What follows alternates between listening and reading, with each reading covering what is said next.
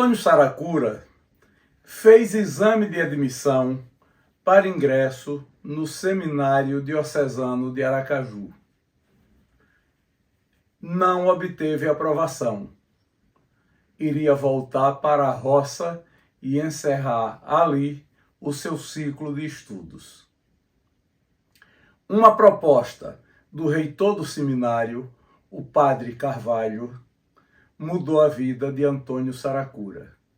O padre propôs a Saracura que ele ficasse no edifício do seminário, morando com os seminaristas e trabalhando como porteiro, atendendo a portaria. E durante um ano, ele se preparasse para fazer novo exame de admissão. É deste ano de estudos preparatórios e do ingresso no seminário que trata neste vídeo de memórias o escritor Antônio Saracura. Aí eu já fiquei sem roupa nem nada. Não, pai Arthur, traz as suas roupas, porque ele precisava de alguém para ficar um período, que ele ainda ia viajar para Lagarto um tempo depois. E eu aproveito e te ensino, te dou as dicas aqui de coisa. Aí me deu o serviço, que depois eu continuei o serviço, que era organizar a biblioteca, que era uma biblioteca imensa lá, cheia de livros, toda fechada de vidro, tem umas prateleiras tronchas.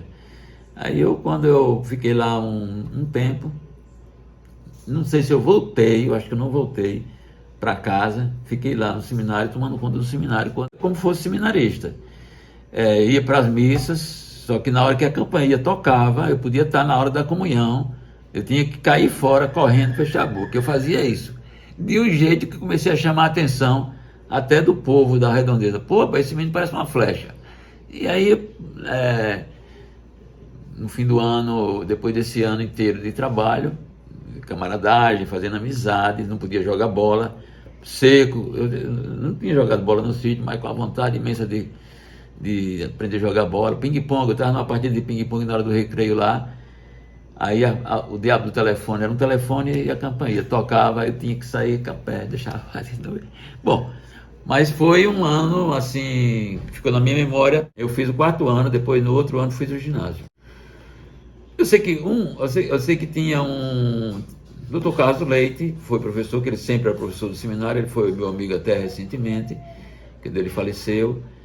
Ele já era professor. Tinha um professor de desenho, que eu esqueci o nome, que era... Mas eu tenho um nome, agora estou esquecido. Que depois virou professor dos outros anos. Era professor do seminário, ele morava ali onde João Oliva morava, naquela rua Senador Hollenberg, no segundo trecho, depois do seminário, depois da rua Itabaianinha para frente.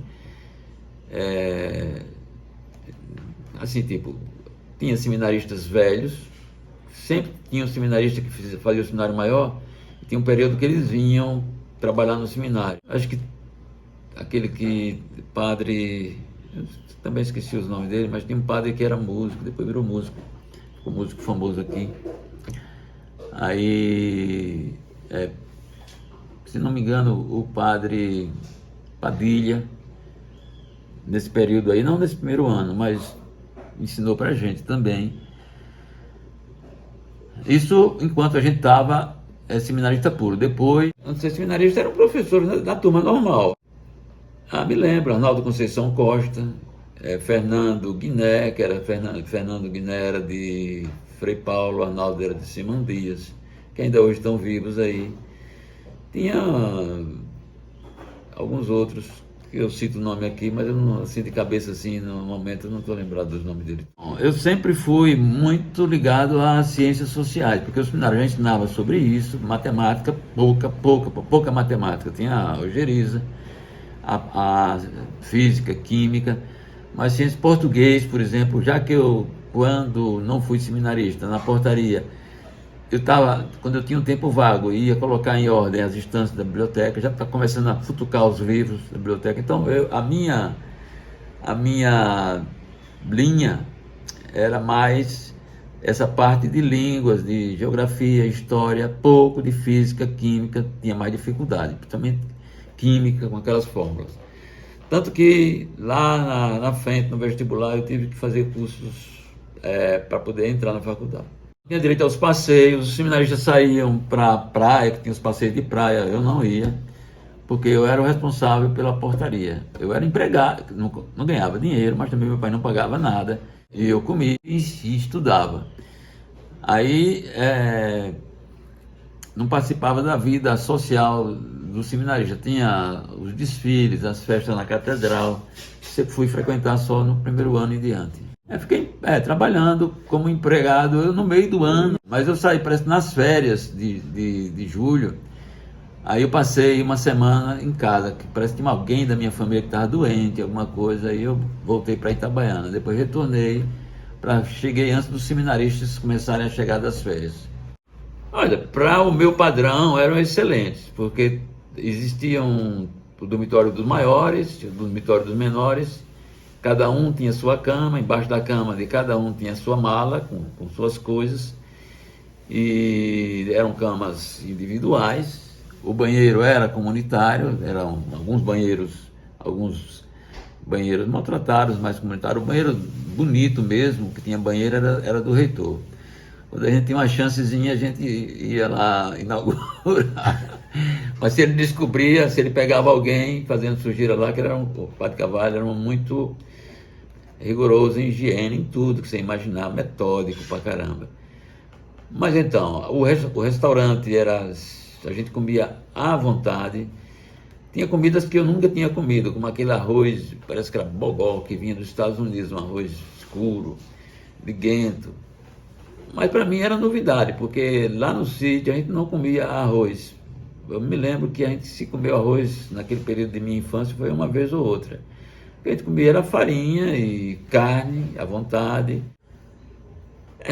cuscuz, ovo, pão e ovo, cuscuz. Às vezes, de noite era a lavoisier, a sopa lavoisier, à noite que era o resto que sobrava de meio-dia, e de manhã, que aí as irmãs, que eram as irmãs de Jesus crucificado, ou não, de Nossa Senhora Menina, ou Jesus crucificado, a igreja de Nossa Senhora Menina, elas tinham um convento ali, que era uma congregação que tinha alguma ramificação na Itália, mas ela foi criada aí mesmo por Dom Távora, se não me engano, uma congregação de freiras que se dedicava ao apoio logístico ao seminarista. Elas tinham o balcão, a gente as mesas enormes, lá na frente a mesa dos padres, tinha o diretor espiritual, o padre Carvalho, às vezes o prefeito, tinha os prefeitos, eu fui prefeito mais na frente, ou vice-prefeito que comandava a disciplina do seminário, como espera de quartel, né? Lá, e as mesas todo mundo lá, a comida vinha, era servida no próprio prato, suficiente para comer. Eu nunca passei fome no seminário, muito pelo contrário. Olha, me lembro, todos os colegas do seminário que depois se entrosaram comigo, eu tive contato naquela época lá. Mané Ventinha, Mané Francisco Santana, dono do Dinâmico, é um deles. Falei de Arnaldo Conceição Costa, falei de Paulo Figueiredo. Tinha vários outros que, olha, nós conhecíamos muitas pessoas pela cidade. Tinha uns caras de Arauá, eu não me lembro o nome. Tinha de Porto da Folha.